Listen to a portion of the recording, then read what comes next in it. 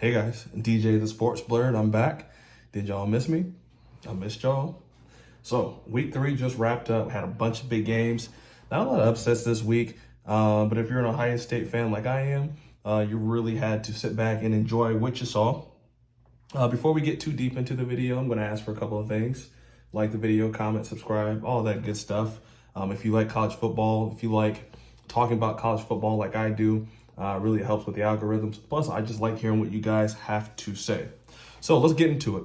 So week 3 wrapped up for Ohio State. They had a 77-21 victory over the Toledo Rockets. So Toledo came in here undefeated. You know, it is what it is. It's a MAC team. It's not a team that you are really looking for a huge challenge. But as a Buckeye fan, I just kind of wanted to see a couple of things. The one word I've been saying about Ohio State's offense, one thing that we have not been doing has been dominating.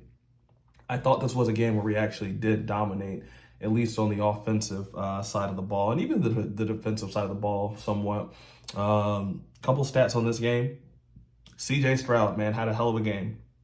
22 for 27, 367 yards, 5 touchdowns. His backup, Kyle McCord, even came in. He had five receptions, or excuse me, he went 5 for 7 for 115 yards and a touchdown.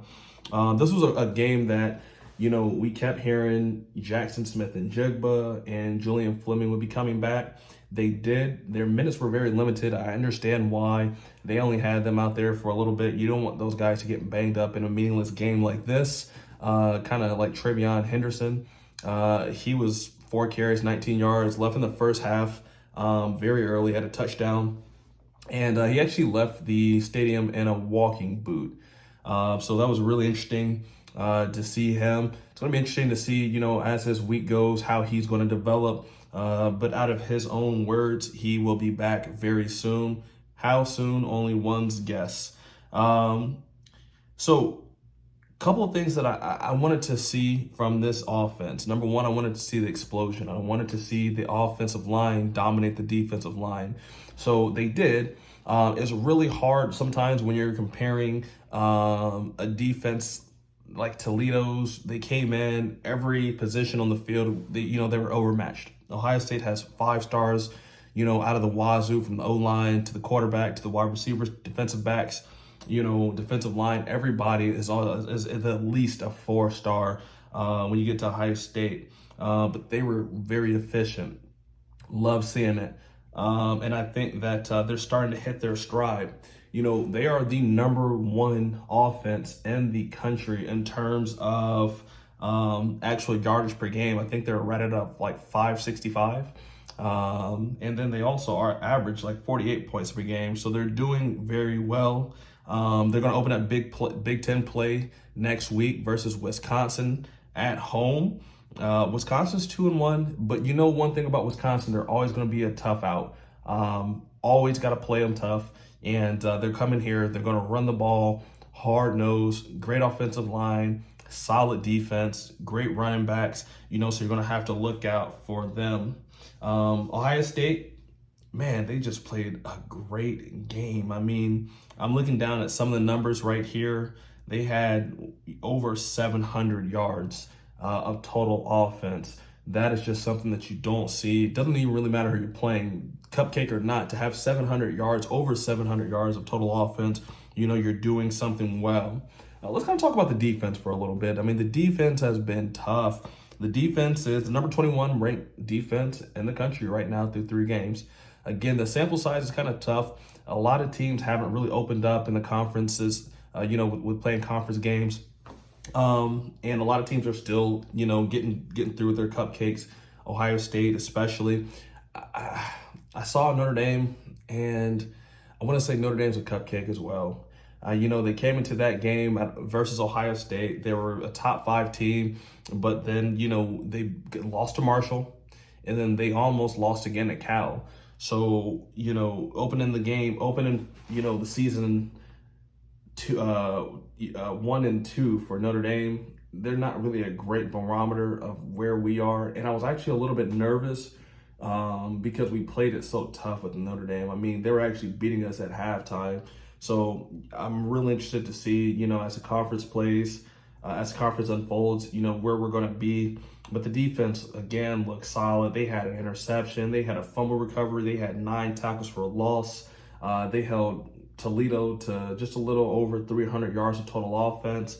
That Daquan Finn, man, the quarterback for Toledo, man, he's going to be a player. He's he's coming out of Detroit, Michigan. He's a sophomore. He had a heck of a game. I want to say he had 7 carries, 70 yards, and a touchdown. And I forgot how many yards he had passing. I want to say 182 and a touchdown, maybe 2 touchdowns. But he was an absolute stud, and I think he's going to be a bright spot for the Toledo Rockets going forward. So yeah, going back, Ohio State has a 21st ranked defense. To kind of give you a barometer of some other teams, Minnesota right now has a 2nd ranked defense, Michigan 3rd ranked defense, Iowa 4th ranked defense, Rutgers 10th ranked defense, and 11th ranked defense for Wisconsin. So, you just got to take it for what it is, when you're comparing our defenses, compared to the competition that they've had. But, still an improvement from what we were last year. Kind of want to move gears, talk to Michigan really quickly, man.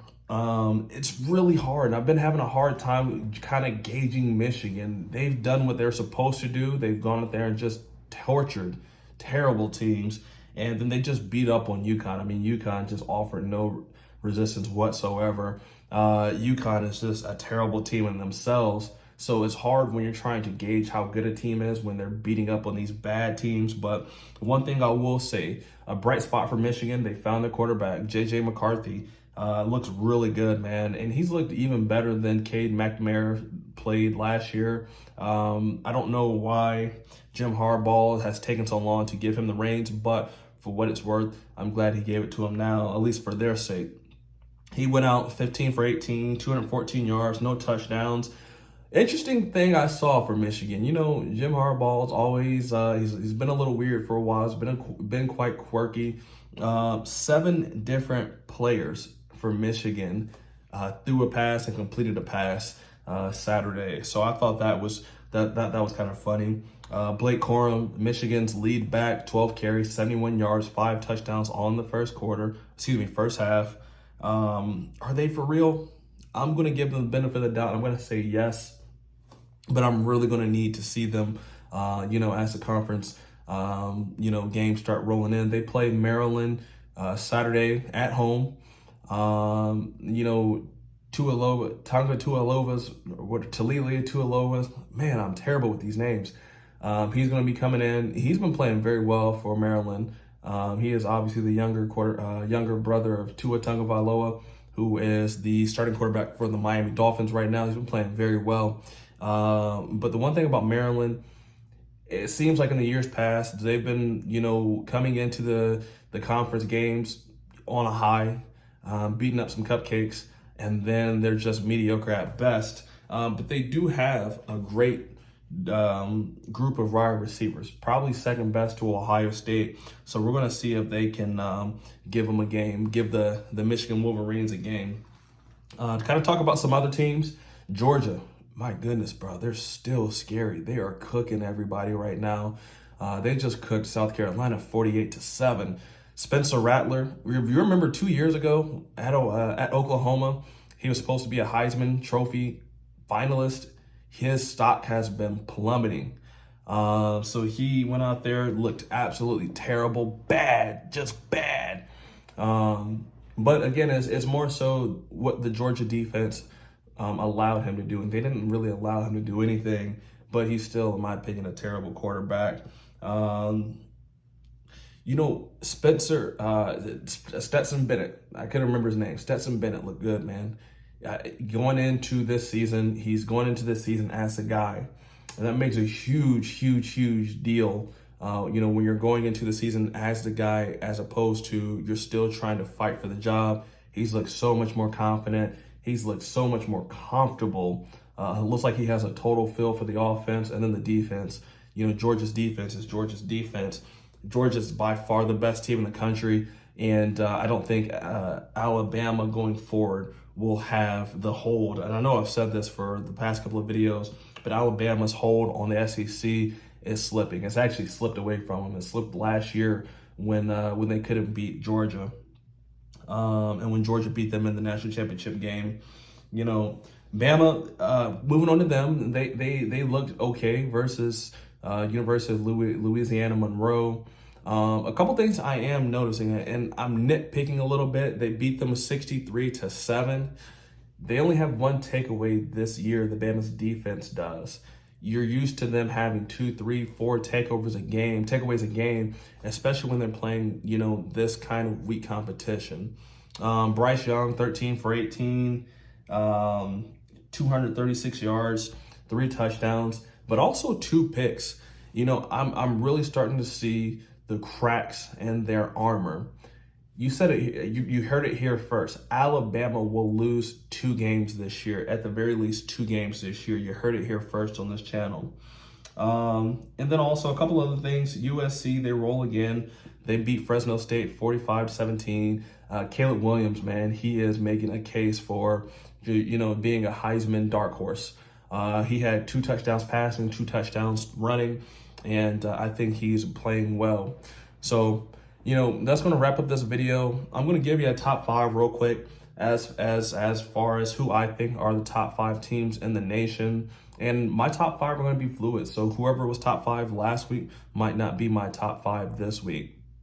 So at number 5, I'm going to have Oklahoma there.